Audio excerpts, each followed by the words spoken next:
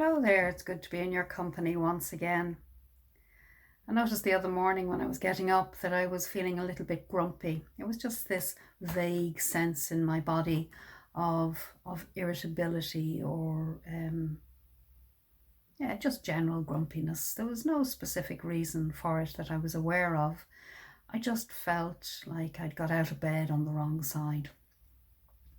And that got me thinking about when we experience emotions like irritability, anger, or just grumpiness. And I've been remembering a couple of verses from the Dhammapada. Those who entertain such thoughts as he abused me, he beat me, he conquered me, he robbed me, will not still their hatred. And when I feel irritable or cantankerous or grumpy or cross or just outright angry, I try to remember this particular verse. And there's a word in the verse that strikes me, and that is entertains.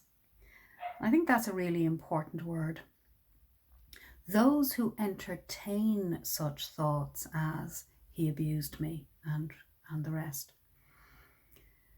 So the Buddha's not saying in this particular phrase that we can't have these thoughts or that it's wrong to have these thoughts.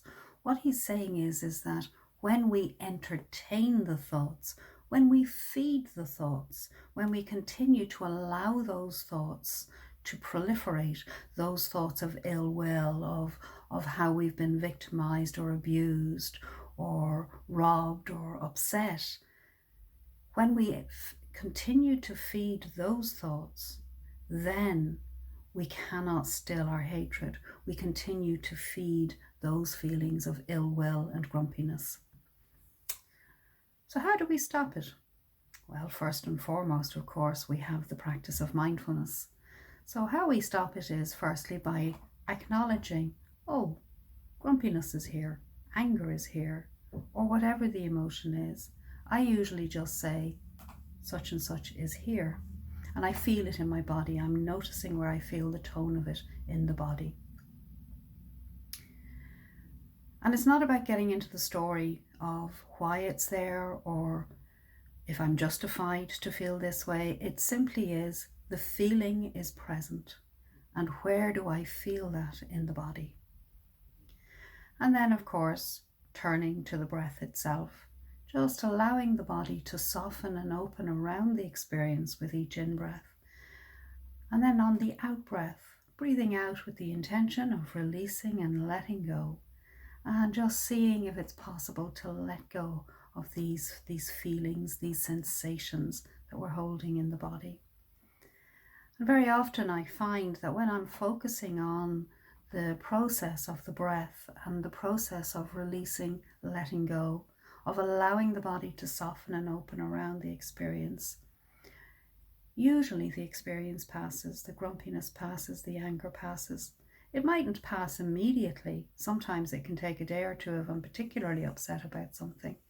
But more often or not, I notice the passing of it. And of course, that's impermanence. And what's really reassuring is that the Buddha continued to say, those who do not entertain such thoughts as, he abused me, he beat me, he conquered me, he robbed me, will still their hatred. So when we feel these arising, when we notice these thoughts arising or these sensations arising in the body, if we simply let them be, and let them go, we will still our hatred, our ill will, our anger. And with that thought, I will leave you to enjoy the rest of your day.